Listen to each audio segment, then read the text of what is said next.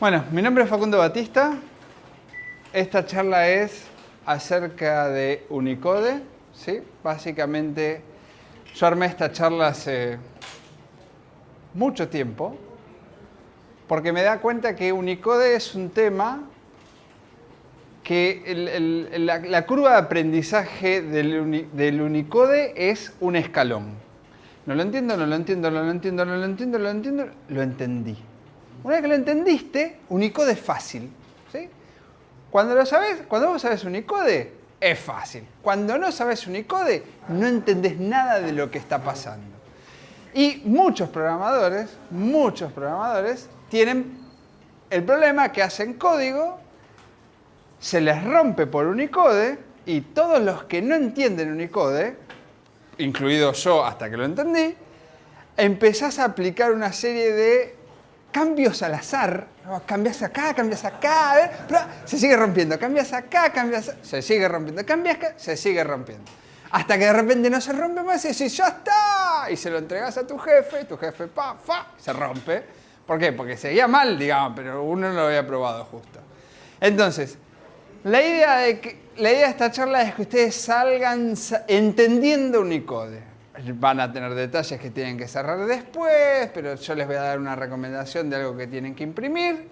Pero la idea es que más o menos entiendan la complejidad, o que entiendan lo que hay atrás de Unicode y por qué a veces se les rompe, por qué no, y reglas para que no se les rompa más. Bueno, entonces, ¿qué es Unicode? Cuando hablamos de Unicode, ¿sí? Acá hay 3 o 4 palabras que mejor aprenderlas para nombrar correctamente lo que queremos nombrar. Unicode, en general, es básicamente una convención, ¿sí? Un montón de gente alrededor de este planeta nos pusimos de acuerdo en que Unicode iba a ser algo. Es una convención. Esa convención está anotada en un sitio web que es unicode.org y básicamente es un repositorio de un montón de información de la cual nos pusimos de acuerdo, ¿sí? Repertorio de caracteres, cómo son esos caracteres, codificaciones estándares que ya las vamos a ver, propiedades de los caracteres, propiedades de los lenguajes, de cómo mezclar caracteres, un montón de cosas de las cuales no vamos a ver todo, ¿sí? Es más, vamos a ver poco, pero la idea es que entiendan Unicode, no que vean todo Unicode. La idea es que entiendan la problemática base y no que entiendan todo, pero todo un montón de información, y todo ese montón de información no tiene una razón particular más que, bueno, nos pusimos de acuerdo en que esto sea así, y toda esa información está en unicode.org. Entonces, ¿cómo empezamos a procesar toda esa información? ¿Cómo empezamos a procesar todo eso para poder irlo entendiendo? El punto de entrada, si nosotros vamos a unicode.org, básicamente es un code chart. Un code chart, que si vamos al sitio web son PDFs, ¿sí? Es una tabla. Una tabla, X, Y, cuadraditos, ¿sí? Una tabla. Esa tabla tiene caracteres y esos caracteres están juntos en esa tabla con determinadas características. Las características son qué caracteres son afines en los determinados lenguajes. En esas tablas nosotros vamos a tener todos los caracteres Unicode que hay en la especificación, ¿sí? Entonces, la tabla más conocida, por ejemplo, es la de Basic Latin. Acá ven que esto es un pedacito, esa es una tabla, X, Y, cuadraditos, algunos cuadraditos tienen caracteres, otros cuadraditos no tienen caracteres. Algo que me olvidé decir al principio, esta charla está en la internet, así que después la bajan. Todo lo que está acá anotado, bueno, se la bajan, la miran, todo lo que quieran. Cualquier pregunta que tengan que hacer en cualquier momento, levantan la mano, me hacen la pregunta. Si no quieren hacer pregunta ahora o al final, podemos seguir charlando en el pasillo o a la noche tomando una cerveza, no hay problema. Entonces, esta tabla, bueno, el XY, con el XY forman el número, ¿sí? Cada cuadradito tiene un número, y en esta tabla en particular están los caracteres básicos del latín, de los idiomas, como el mínimo común denominador de todos los idiomas que derivan del latín. Entonces acá tienen que yo, la D, la T, la C, la S, la A, B, C, D, E, los números, todos los caracteres que usan en inglés. algunos de los caracteres que usamos nosotros, qué sé yo. La otra que nos importa mucho a nosotros es la latín 1 o latín extendido, que son un montón de caracteres que no entraron en la otra tabla, digamos, básicamente. Pero son los caracteres que otros distintos lenguajes que derivan del latín también utilizan. En nuestro caso, nosotros tenemos la N mayúscula, minúscula, las letras acentuadas, acentuada para la derecha, digamos, pero no sé, en catalán el acentuado es el acentuado para la izquierda, en el francés usan los dos, hay caracteres raros como una D con chirimbolitos, no sé, la gente que sabe alemán usa otros caracteres y ese tipo de cosas. Después, bueno, esos son los más cercanos a nosotros, pero también tenemos una tabla para caracteres griegos, una tabla para runas, una tabla y más o menos, supongo que habrán tablas que tendrán un poco de todo, pero básicamente como que los trataron de acomodar en función de la simpatía de los caracteres para ir juntitos. Pero ese es el punto de entrada. Ahora, en cada cuadradito de eso, ¿qué información tenemos? Tenemos información de un carácter, ¿sí? Esa información de un carácter es un glifo, ¿sí? El glifo es básicamente este dibujo, ¿sí? Es un glifo de referencia. A vos te dicen, el pi tiene más o menos esa forma. Después la forma particular que vos la podrás dibujar dependerá de tu tipografía, pero más o menos un pi se ve como eso. Le dan un nombre a esa letra, ¿sí? En este caso el nombre es letra pi minúscula, letra griega pi minúscula, ¿sí? Le dan un número a esa letra, a ese carácter, el número en este caso es 03C0. Obviamente nosotros nos podemos hacer referencia al carácter con el número o con la letra, los dos con el número o con el nombre, los dos son unívocos, nada más que a veces es más fácil usar una letra, a veces es más fácil usar un número, a veces es más fácil usar el nombre, depende de lo que hagamos. Y después nos da otra información en general dependiendo del carácter. Por ejemplo, para el pi, la especificación nos dice que se usa como una constante matemática que tiene un valor aproximado de 3,14, bla, bla, bla. Entonces, ¿cómo usamos eso en Python? Lo primero que tenemos que saber en Python para trabajar con Unicode es, ¿estamos trabajando en Python 2 o estamos trabajando en Python 3? Python 2 y Python 3, una de las cosas que cambia mucho es cómo maneja Unicode. Recuerden que Python nació antes de que exista Unicode. Entonces, cuando nació Unicode, lo metieron en Python, porque Python ya estaba. Entonces, cuando metieron Unicode en Python, lo que hicieron es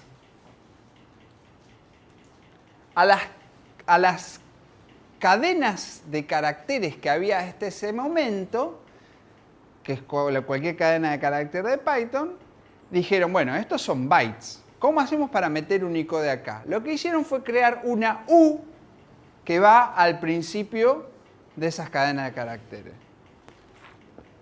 Si una cadena de caracteres tiene una U al principio, es que es una cadena de caracteres Unicode. Si la cadena de caracteres no tiene una U al principio, es una cadena de bytes. Y esa diferencia es muy, muy importante.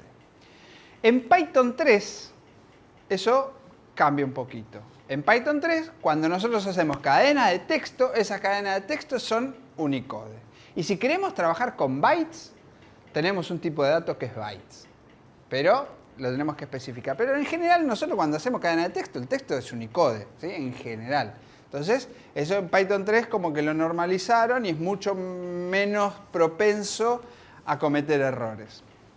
Pero bueno, esta presentación es Python 2. Y siempre que nosotros trabajemos con Unicode, lo primero que tenemos que afinar del ojo es ver si estamos trabajando con una cadena de bytes o con una cadena de caracteres Unicode. En este caso, como tiene el logo al principio, es una cadena de caracteres Unicode. Entonces, yo acá voy a definir, yo me voy a sacar esto porque está molestando. Acá lo que voy a definir es un carácter Unicode. Hay distintas formas de definir un carácter Unicode, ¿sí? Una forma es poniendo barra invertida U adentro de un carácter Unicode y el número del carácter. Fíjense que este 013C0 era el número que yo había visto que tenía en la planilla de código. Y esto pasa a ser un carácter Unicode. Es una cadena Unicode de un carácter de largo. Si yo me fijo el largo de esto, pi, es 1. Aunque acá metí un montón de numeritos, digamos, es un carácter Unicode que es el pi. Si yo hago print de pi, veo ese pi. ¿Sí? Si yo pongo pi en el intérprete interactivo, recuerden que el intérprete interactivo siempre les muestra las cosas, la representación más exacta de los objetos, como si estuvieran haciendo en repr, ¿sí? Y me va a mostrar que es una cadena Unicode que tiene un carácter Unicode que vale 013C0. En general, siempre me va a mostrar de esta manera cuando se escapa de los caracteres básicos, ¿sí? De los caracteres que se pueden representar con 7 bits. Un detalle de implementación. Otra forma de meter caracteres Unicode es, por ejemplo, poniendo U, comilla, pi, comilla. Ahora, ¿cuál es el problema? Esto se me complica mucho a mí porque si miran mi teclado latinoamericano no tiene la tecla pi. ¿Sí? Entonces yo no puedo poner la pi acá. Para la presentación copié de acá arriba, lo pegué ahí abajo y todo bien, digamos. Para nosotros es fácil poner la ñ, para un griego no es fácil poner la ñ. Bueno, para mí, porque tengo teclado latinoamericano, si tenés un teclado en inglés tampoco podés poner la ñ apretando una tecla. Entonces tenés distintas formas de ingresar caracteres Unicode. Con el número es una manera, hay también con los nombres, o bueno, con la tecla, copiándolo o pegando de otro lado. Pero nada, digamos, es el mismo pi. Acá se fijan, pi, este pi es un carácter Unicode.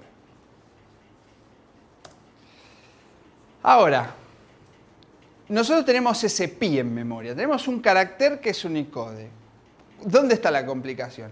La complicación es que nosotros, programadores malvados, normalmente queremos persistir o transmitir la información. ¿Qué es persistir? Persistir es guardarla en algún lado. Transmitirla mandamos por la red, digamos. Ahora, para nosotros persistir o transmitir la información, la tenemos que pasar a bytes o a bits, digamos. Es un poco lo mismo. Yo no puedo pasar cualquier objeto con la red. Yo tengo esta silla acá, no puedo agarrar la silla y pasarla por wifi a la habitación del lado, ¿sí? Tengo que convertir ese objeto en bits. Obviamente no lo puedo hacer con la silla, a menos que esté en la Star Trek, pero con los caracteres Unicode tengo la misma complicación. Yo tengo un objeto que conceptualmente no tiene nada que ver con la bits. Es como un carácter Unicode, ¿sí? Que es un objeto como la silla.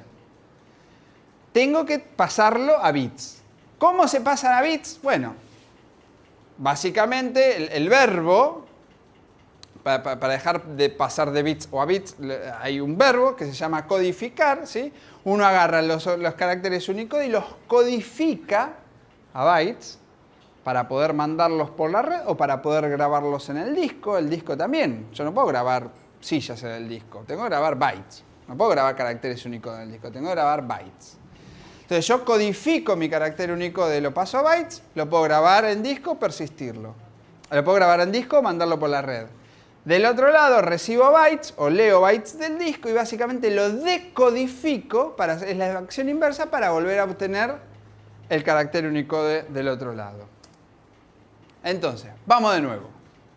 Y este es el slide más importante que tienen que sacar de esta presentación, ¿sí?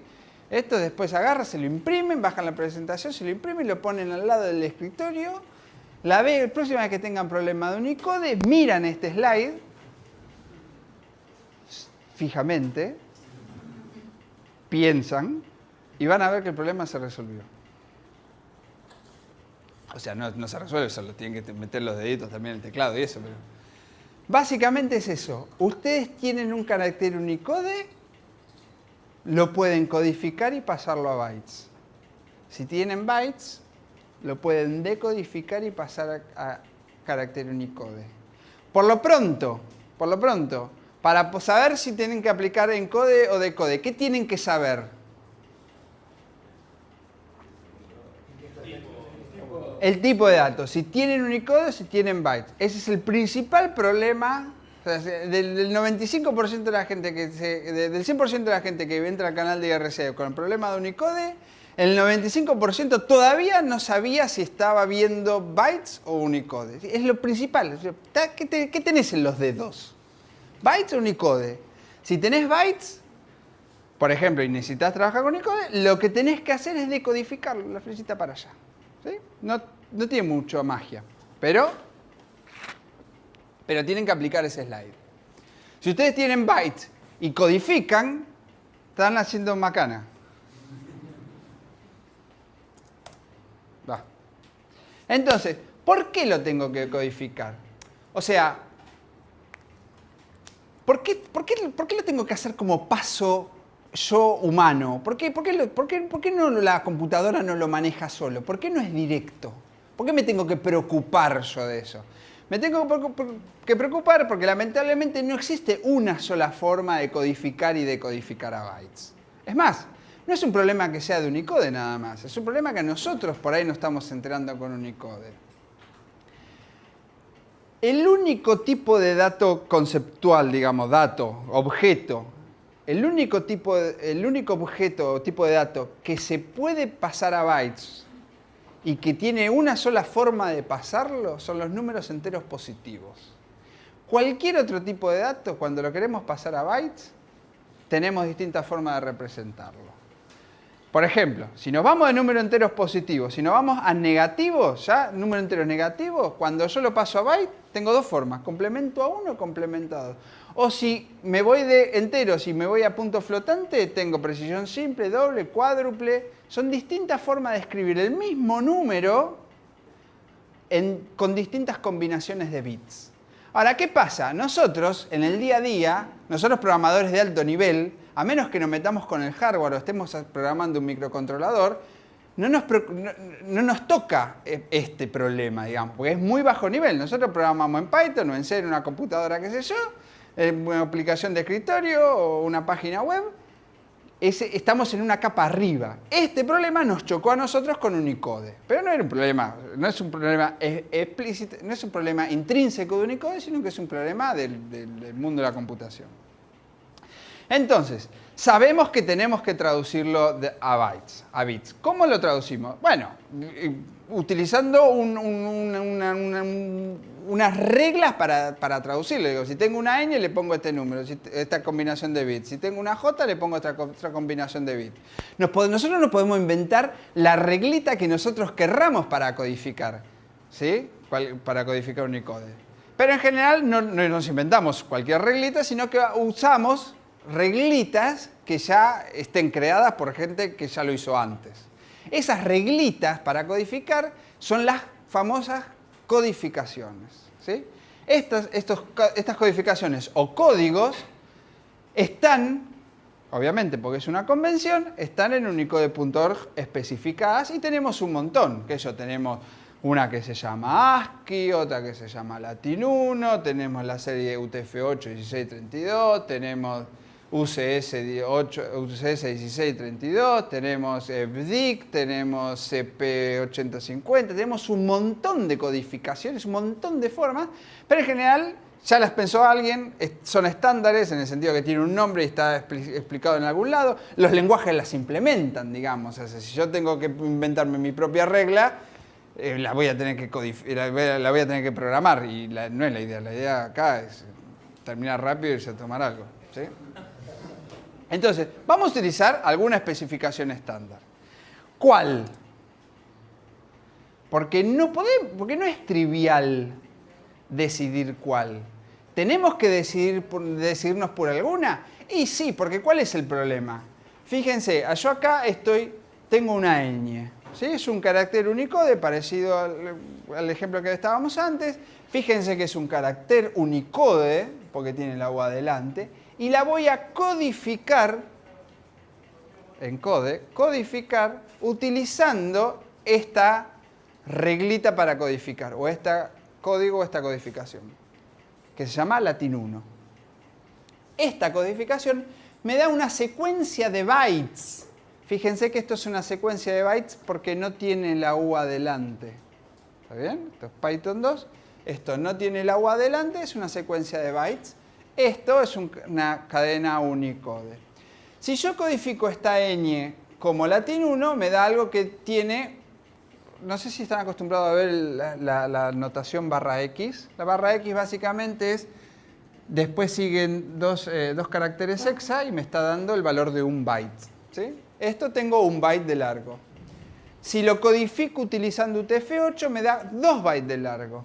Si lo codifico utilizando 16, UTF-16 me da 4 bytes de largo. Entonces no me da, si yo utilizo distintas codificaciones, me da distintas construcciones a nivel bit. ¿Tengo que elegir una? Sí, tengo que elegir una porque me tengo que poner de acuerdo con la otra persona. Porque si yo tengo una N acá, la codifico como Latin 1 y me da, o que yo la codifico como UTF-16 y eso me da 4 bytes. Y yo se la paso, ¿cuál es tu nombre? Robert. Yo se la paso a Robert, él lo agarra estos 4 bytes y dice, yo con estos 4 bytes, ¿qué hago? Lo tengo que decodificar porque son bytes. Pero ¿con qué codificación la tengo que decodificar? La tengo que decodificar con la misma codificación que utilicé para codificarlo. ¿Sí? Es una verdad como de perogrullo, pero es vital, ¿sí? Eso. Si está codificado de una manera, lo tengo que decodificar con la misma reglita, porque si no, me sale fruta. Entonces, sabemos que tenemos que elegir, sabemos que tenemos que usar una codificación para pasar a bit. Sabemos que no vamos a inventarla nosotros, sino que vamos a usar un estándar porque somos vagos y vamos a utilizar lo que está hecho. Tenemos que agarrar de las estándares, sabemos que tenemos que elegir una para poder decirle a la otra persona que vamos a utilizar esa en particular. ¿Cuál usamos?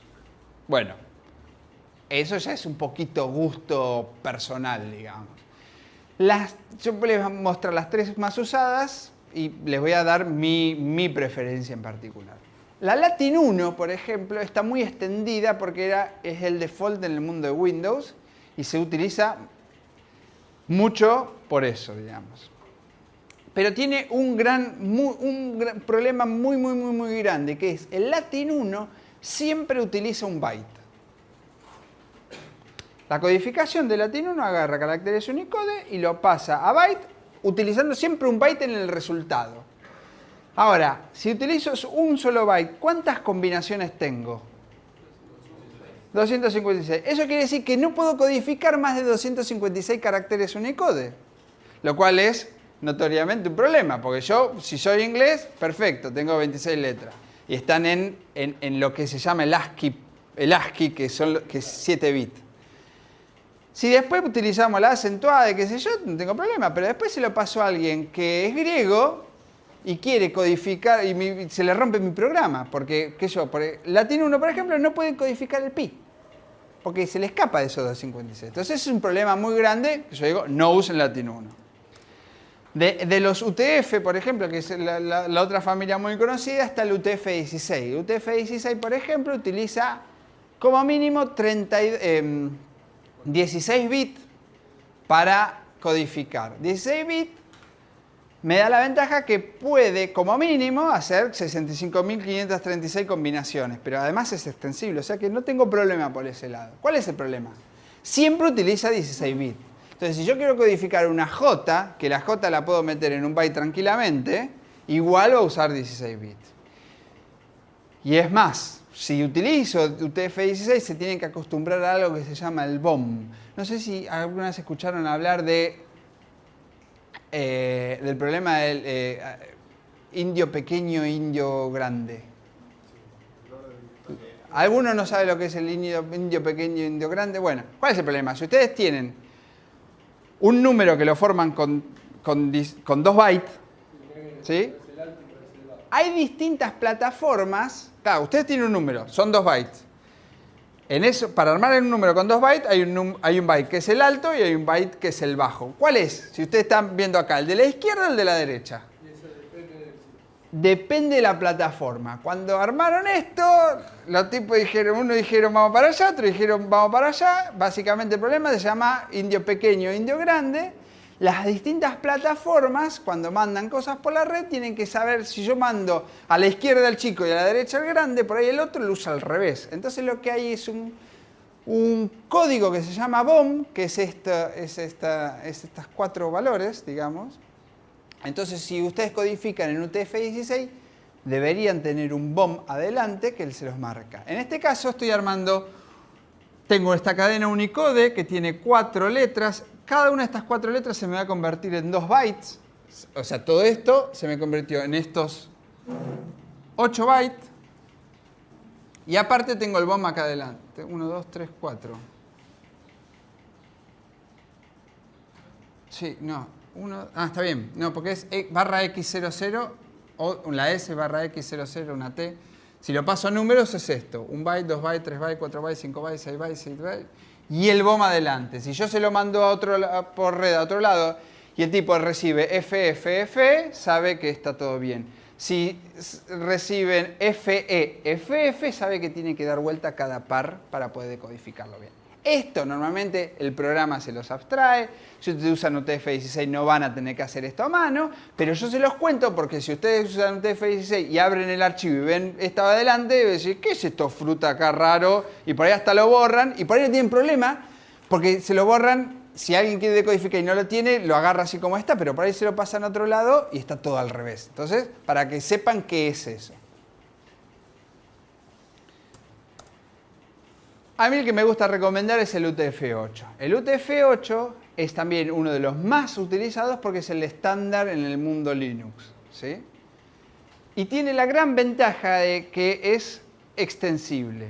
Si yo necesito utilizar 1 byte para codificar un carácter Unicode, voy a utilizar 1 byte. Si tengo que utilizar 2 bytes para codificar un carácter Unicode, voy a utilizar 2 bytes. Y si tengo que utilizar 3 o 4 bytes para codificar un carácter Unicode, utiliza 3 o 4 bytes. Eso significa que si nosotros tenemos que codificar un documento hecho por nosotros, por ejemplo, que la mayoría de las veces escribimos con las letras que entran en 1 byte y a veces usamos la N y la O acentuada, qué sé yo, es muy eficiente en ese sentido. En general, el UTF-8 se utiliza para todo, excepto cuando ustedes están armando el decodificador o un decodificador que... Ustedes piensen esto. Python 2, por ejemplo, en memoria, ustedes tienen una cadena... A ver, me parece que le estoy complicando la vida, pero le pongo un ejemplito rápido.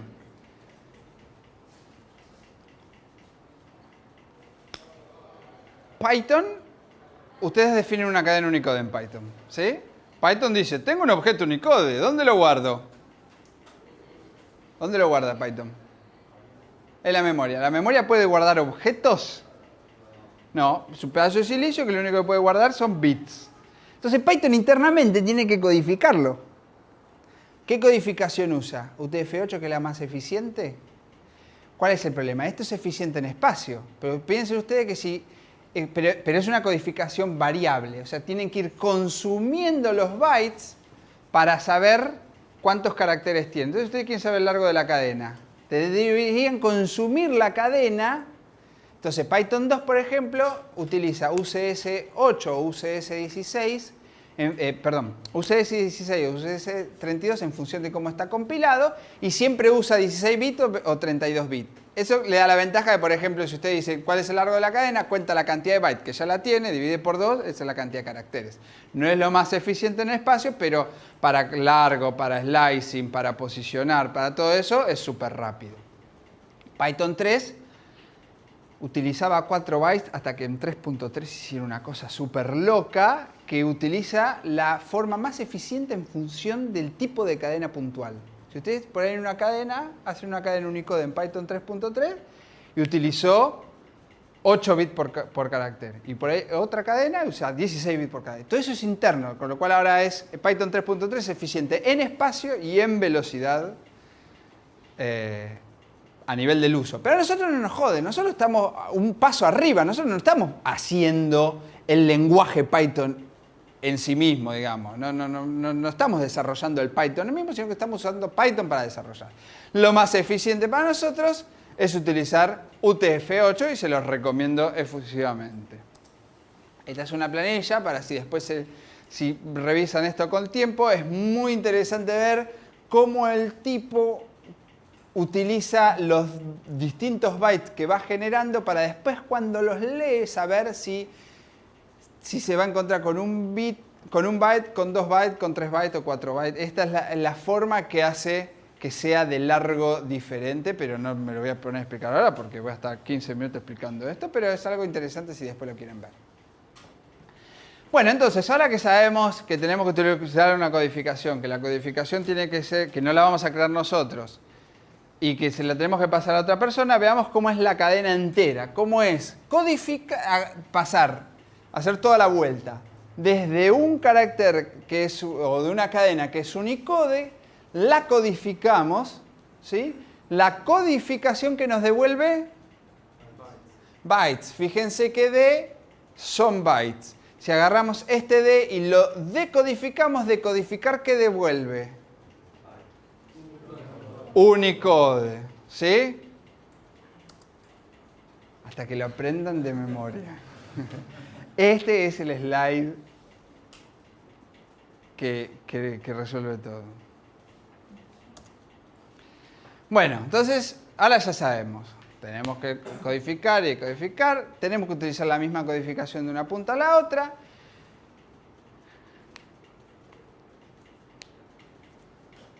Si nosotros nos acostumbramos, cuando hacemos programas, a cumplir estas dos reglas de oro, en general vamos a tener mucho menos problemas de lo que tenemos ahora. No vamos a tener sorpresas, ¿sí? Son dos reglas sencillas y una vez que las saben, dicen, bueno, son obvias. Está bien, sí, son obvias, pero las tienen que poner en la práctica todo el tiempo. La primera regla es siempre usar Unicode. Siempre que trabajen con texto, usan Unicode. Usen byte solamente si están haciendo algo que es puntualmente de byte, están haciendo algún protocolo de comunicación, alguna cosa, pero siempre que trabajen con textos, que es la mayoría de las veces que trabajamos, si nosotros mostramos texto en una página web, si tenemos un sistema de gestión donde el tipo tiene que cargar un doctor, un empleado, qué sé yo, cualquier cosa, son textos, siempre trabajar en Unicode. ¿Por qué? Porque si no trabajan con Unicode, las cosas funcionan mal de forma rara. ¿Sí? ¿Por qué? Porque Python, si le pasamos byte a las mismas funciones, Python tiene funciones que si le pasamos byte trabajan como byte, si le pasamos Unicode trabajan como Unicode. Si nosotros queremos trabajar como Unicode, pero realmente estamos usando byte, vamos a tener resultados extraños. Por ejemplo, acá yo tengo una cadena de bytes, porque no tiene la U adelante, que es la palabra máscara, pero codificada en UTF-8. La M, acá tengo los 2 bytes que corresponden a la A acentuada, SCARA. Perfecto. Yo, sin querer, trabajé con eso, pero está mal porque son bytes y no es Unicode. Y miren lo que pasa, por ejemplo, le pido la cantidad, el largo de la palabra. Me dice 8, pero ¿cuántas letras tiene máscara? O le digo, dame los primeros 4 caracteres, ¿qué me da? ¿Cuál es el problema? El problema es que lo está interpretando como bytes. Entonces cuenta 8, cuenta 1, 2, 3, 4, 5, 6, 7, 8. O agarra y dice, agarra los primeros 4, 1, 2, 3, 4. ¿Sí? Agarra los 4 bytes, lo que pasa es que estos dos es la acentuada. La terminal que trabaja con UTF-8 me mostró esos 2 bytes como la acentuada. Y si le digo que me pida las mayúsculas, que me pase todo esto a mayúscula, me pasa toda mayúscula menos la acentuada. ¿Por qué? Porque el tipo agarra la M y dice, ¿tengo la M mayúscula? Sí, M mayúscula. Agarra este byte. ¿Tengo este byte en mayúscula? No, ese byte es fruta. ¿Tengo este otro byte? Tampoco. ¿Tengo la S mayúscula? Sí, la S sí, la mayúscula. Entonces, acá me mostró los 2 bytes, que de nuevo la terminal me lo interpretó como UTF-8 y me mostró la acentuada, pero eso no explotó. O sea, no tengo una excepción, sino que tengo un tipo viendo un resultado erróneo, que es lo peor. Primera regla de oro, entonces, trabajen siempre con Unicode. La forma más fácil de cumplir con la primera regla de oro es con la segunda regla de oro, que es, tienen que codificar y decodificar siempre en los bordes. ¿Eso qué quiere decir? Que si ustedes, obviamente, persisten datos o los traen de la red o los llevan a la red, en el primer momento que la cosa tiene conceptualmente que cambiar de bytes a Unicode, lo tienen que poner ahí. A ver, ustedes tienen que leer los datos de disco, ¿sí? Los datos de los empleados, por ejemplo, los nombres de los empleados. Ustedes podrían agarrarlo como byte, meterlos en el sistema, qué sé yo, bla, bla, bla, y después en algún momento decodificarlos porque es Unicode. Eso está mal.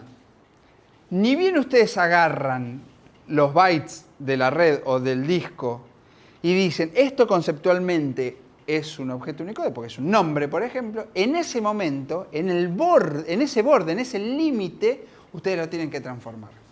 ¿Sí? No lo tienen que transformar a la mitad del programa. Ni bien saben que algo es Unicode, conviértanlo. De lo mismo para dejarlo. Ustedes manejan Unicode. En el momento más cerca de dejar las cosas, o mandarlas por la red, o dejarlas en disco, lo tienen que pasar a bytes. Eso, obviamente, lo pueden hacer con encode-decode, o también puedo utilizar, para trabajar con disco, por ejemplo, hay un modulito que es codex, que tiene una función open. A la función open de este modulito le pueden pasar el nombre del archivo, le pueden pasar si están grabando, leyendo, qué sé yo, y después le pueden pasar la codificación que están utilizando.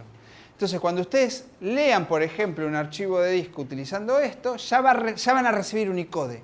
No están leyendo bytes de disco como cuando usan el Open Common, sino que ya van a estar recibiendo Unicode. Ejemplo de las dos reglas de oro. Yo tengo una base de datos, voy a leer un registro de la base de datos, que es el nombre y un apellido de una persona, ¿sí? Leo acá, me conecto con una base de datos, bla, bla, bla, bla, y recibo esto, que si yo lo miro, ¿qué es? Bytes. Ni bien lo traje de afuera, lo primero que tengo que hacer, como es algo conceptualmente que es Unicode, lo primero que tengo que hacer es convertirlo a Unicode. Entonces, lo decodifico utilizando ¿qué? Bueno, Latin 1, porque la base de datos está en Latin 1, me la mandó mi jefe, qué sé yo, está en Latin 1, bueno, es así, tengo que usar Latin 1 porque yo sé que la base de datos está en Latin 1. Entonces, lo primero que hago cuando recibo los bytes es decodificarlo, ¿y qué obtengo? Unicode. Entonces, una vez que tengo Unicode, yo ya marqué este límite ahí, digamos, lo más cerca de la base de datos, lo primero que hice lo convertí y ya internamente después lo proceso. Hago todo lo que tengo que hacer con eso, que es Unicode, que en este caso básicamente lo estoy separando y lo estoy volviendo a juntar, pero como en vez de nombre apellido, apellido nombre. Entonces, el proceso interno de la información es siempre Unicode. En el momento más cercano a que yo lo tenga que dejar o sacar ese dato del sistema, que es el otro borde, ¿qué hago? Lo tengo que codificar. Entonces, lo codifico, en este caso en UTF-8, y obviamente, ¿qué obtengo? Bytes. Y bueno, lo mando, dejo el resultado, por ejemplo, ahí lo estoy mandando a una página HTML porque estoy sirviendo una página web. ¿Sí? Bien.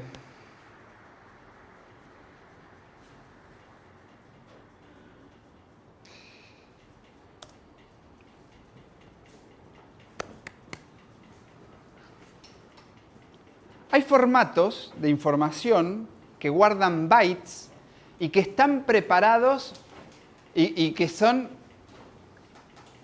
que saben que existe Unicode.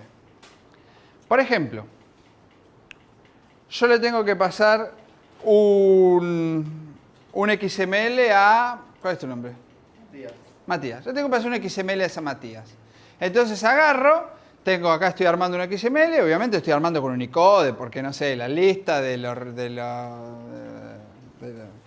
una lista de stock de cosas que tengo en la ferretería. ¿Sí? Tengo una lista de stock, un XML, bla, bla, bla, lo armo, pero se lo tengo que mandar a él. ¿Sí? Como lo tengo que transmitir, lo tengo que convertir a bytes. ¿Estamos de acuerdo? Bueno, voy a utilizar una codificación UTF-8. XML tiene la ventaja de que sabe que Unicode existe, entonces tiene un header que yo en el mismo XML puedo poner, este XML es UTF-8. Entonces él cuando lo lea no me tiene que llamar por teléfono y decir, che, Facundo, ¿qué me lo mandaste? Agarra el XML, dice, mira, esto está en UTF-8, lo decodifica como UTF-8 y es feliz. Lo mismo con el HTML, por ejemplo. Ustedes agarran una página que es HTML, ¿sí? Y esa página HTML en algún lado tiene la codificación que se utilizó. ¿Cuál es el problema? Los archivos en disco no tienen eso, ¿sí? Los archivos en disco no tienen un header que a vos te diga si algo está codificado en UTF-8 o no. Entonces, ¿cuál es el problema de eso? El problema de eso es que ustedes hacen un programa en Python, ¿sí? El programa Python dice, en el código que ustedes hacen, agarran, ¿qué editor usas para programar? PyCharm. Agarran PyCharm, sí, PyCharm utilizan ahí, escriben, hola mundo, esta es una linda mañana, ¿sí? Lo escriben con la U adelante porque es una cadena Unicode, hacen print de eso, lo graban en disco y son felices. El editor de texto, PyCharm, Vim, Emacs, cualquiera, tiene en el texto que grabar una ñ y tiene la complejidad de que en el disco tiene que poner bytes. Entonces, ¿qué tiene que hacer el editor de texto? Lo tiene que codificar a bytes para poder grabarlo en el disco. ¿Cuál es el problema? Después Python tiene que agarrar ese archivo y ejecutarlo. Y Python tiene que poder saber que esos bytes en el disco corresponden a la ñ. ¿Y cómo hace eso? Fácil, lo tiene que decodificar. ¿Decodificar utilizando qué codificación? No tengo un header en el disco. Entonces Python dice, no tiene cómo saber qué codificación utilizó PyCharm para grabarlo en el disco. Entonces, ¿cómo se soluciona eso? Se soluciona poniendo una especie de header, que es otra convención, pero que está en el texto, ¿sí? Donde decimos, la codificación que se utilizó en el archivo es UTF-8, Latin 1, lo que nosotros querramos.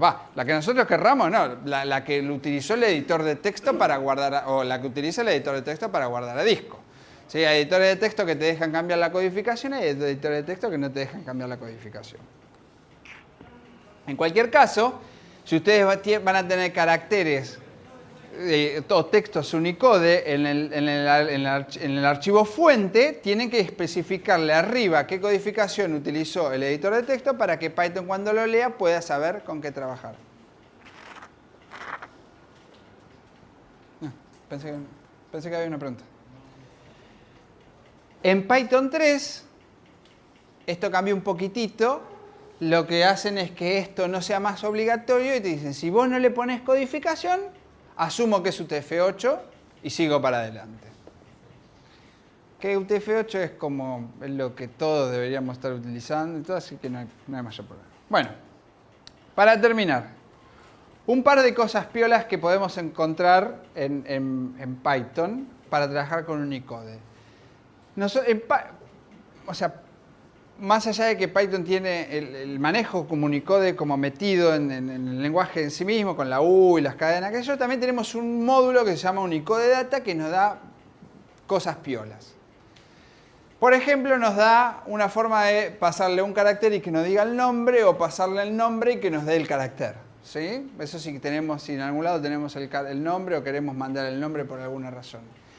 Bueno, obviamente está integrado a nivel de las funciones básicas, entonces si yo tengo un carácter Unicode y le pido las mayúsculas, o más allá de sean las letras que nosotros estamos acostumbrados o las que no estamos acostumbrados, el tipo te convierte a mayúscula porque en algún lado le dice que la mayúscula de este es este, digamos, ¿sí? Porque eso lo tienen las tablas internas y accedemos con el módulo Unicode Data. O podemos descomponer, por ejemplo, los caracteres Unicode muchas veces son caracteres compuestos. La ñ, por ejemplo, si le pido que me lo descomponga, me da estas dos cosas. Y si yo muestro estas dos cosas por separado, fíjense que es la n y el tilde. Es como que lo tengo, está como que está compuesto. ¿Sí? Y hay cosas que también están, que acá no se las estoy mostrando porque ya son más complejas. Por ejemplo, son las denormalizaciones. Denormalizaciones que son 4 y tienen propiedades distintas. Básicamente la denormalización me podría llevar a que la ñ es una n. ¿Sí? Porque como que me la lleva a un carácter base más simple, pero que representa, es muy parecido al original. La N y la N para nosotros es bastante común, digamos, casi que lo podríamos codear nosotros eso, pero piensen ustedes que si tienen un carácter japonés, ¿cómo denormalizan eso? Un carácter japonés, a menos que sepan japonés, digamos, si saben japonés, todo bien, Pero si no... Sirve para que si buscas canción sin acento... Claro, entonces, por ejemplo, algo muy útil es para poder buscar. Porque si vos buscás, si vos en tu índice de tu base de datos, no, de tu programa, vos tenés canción con acento y después buscas canción sin acento, obviamente no coincide. Canción con acento y sin acento no es igual. Entonces, ¿qué tenés que hacer? Vos lo que hay que hacer es denormalizar la palabra para armar el índice de la búsqueda y después en el momento de buscar también denormalizás y vas a encontrar canción con y sin acento, por ahí sí, cosas por el estilo. ¿Sí? La normalización es un quilombo. O sea que no lo meto ni a propósito en esta charla, pero la idea es, está este módulo que les ayuda en un montón de cosas y este módulo igual no cumple con el 100% de todo el Unicode. El 100% de tu Unicode es un monstruo muy grande que pocos cumplen con el 100%. Pero bueno, la idea es que se lleven lo básico y puedan seguir explorando si quieren. Así que, preguntas. Si vos mezclas operaciones entre strings comunes y únicos, por ejemplo, sumables, en ese caso, el comportamiento no está definido, o convierte a Unicode, devuelve un Unicode, o convierte a un string, devuelve un string. No, lo que hace es, si vos concatenás un string que es Unicode y otro que no, que es una secuencia de bytes, digamos, te lleva esa secuencia de bytes a Unicode y te devuelve un resultado Unicode.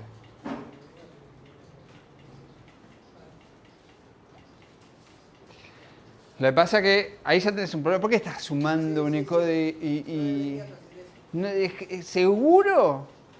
O sea, si vos, por ejemplo, vos tenés tu programa andando, ¿no? Vos tenés tu programa andando. En un momento se te explotó algo. Vas, y decís, mira, acá estoy sumando A y B, ya. En el momento que me explota, o me explota acá abajo, pero acá arriba, tengo byte y tengo Unicode y lo estoy sumando. Ahí lo que te das cuenta, realmente, es que se te filtró el A que quedó como bytes por uno de lo que yo decía, tenés que codificar en los bordes. Se te entró por un borde que no tenía gendarmería, digamos. ¿Sí? Entonces ahí decís, bueno, no, porque claro, cuando lo leo del archivo principal, sí estoy lo estoy convirtiendo, pero si el archivo configuración principal no está, me lee de barra etcétera, barra qué sé yo, y ahí no lo estaba convirtiendo, se me está metiendo por ahí. Entonces hay un borde que se te olvidó de... ¿Y en las interfaces gráficas está resuelto ya? Por ejemplo, en WX, cuando lees Todas las interfaces gráficas manejan bien Unicode, en el sentido de que si vos le pasas Unicode, te van a mostrar bien Unicode. pero un get value Te debería devolver Unicode. Lo que algunas interfaces gráficas hacen es, porque son más multilingüe, es por ahí te devuelven un objeto que no es un string Unicode de Python, que te devuelve un WX string, por ejemplo, pero que sabe Unicode. Si vos haces Unicode de eso, te devuelve un string Unicode. O sea, las interfaces gráficas en general hicieron esto bien, digamos. Todo lo que vos metas por ahí adentro, sale Unicode. Igual es un tema, ¿sí? Esto, por ejemplo, o sea, las interfaces gráficas hasta son las más fáciles. Cuando yo acá... me fui a cualquier lado.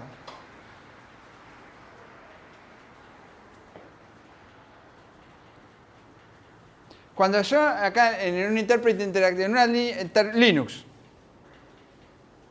abren una terminal, ponen Python, intérprete interactivo, tienen una ñ. ¿Ven la ñ bien? ¿Esa? Sí, genial. ¿Ven esa línea bien? Porque hay como 14 capas que están bien configuradas en el medio. Sí, porque está la terminal, está la tipografía de la terminal, el shell, el Python arriba, el standard output, cómo está configurado. Es un montón de capas, ¿sí?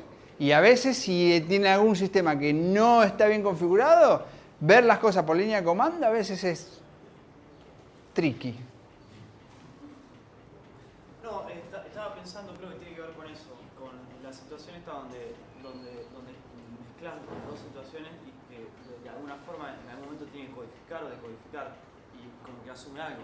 Sí, Finalmente. Python 2 asume mucho más, asume un montón de cosas, y en Python 3 asume muy pocas, justamente porque no deberías estar mezclando. Para que salte el error, sí, claro. Claro.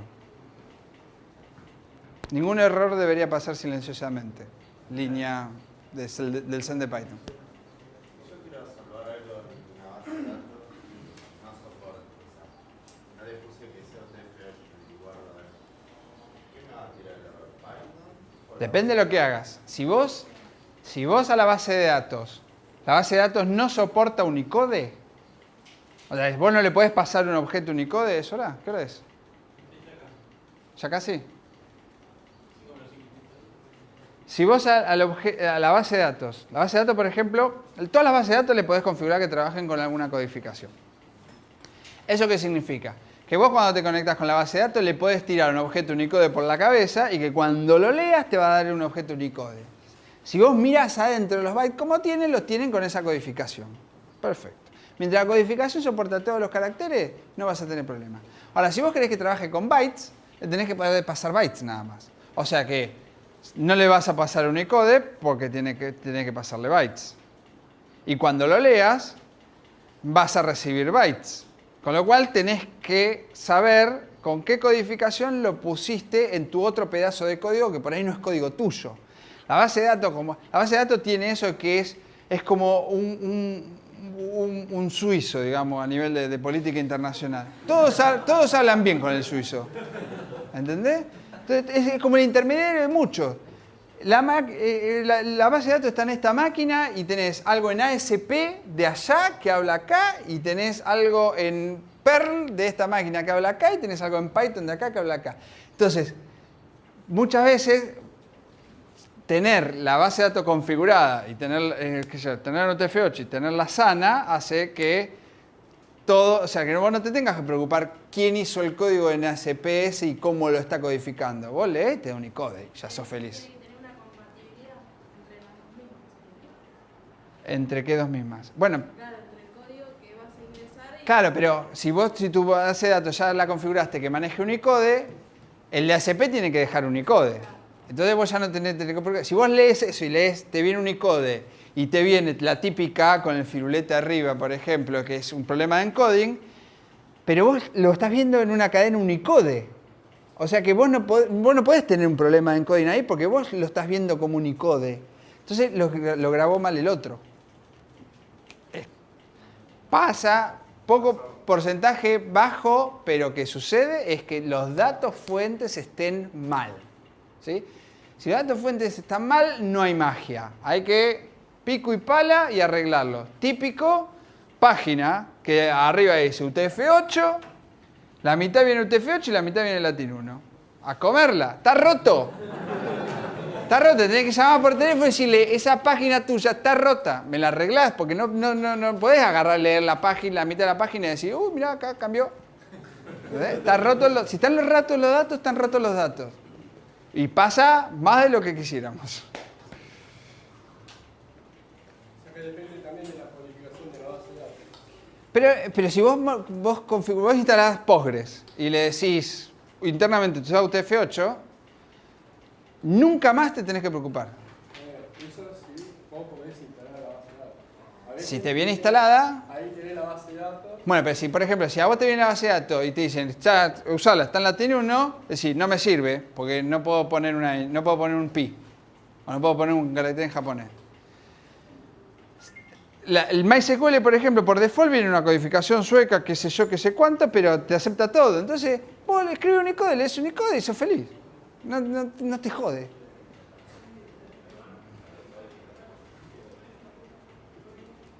Bueno, muchas gracias.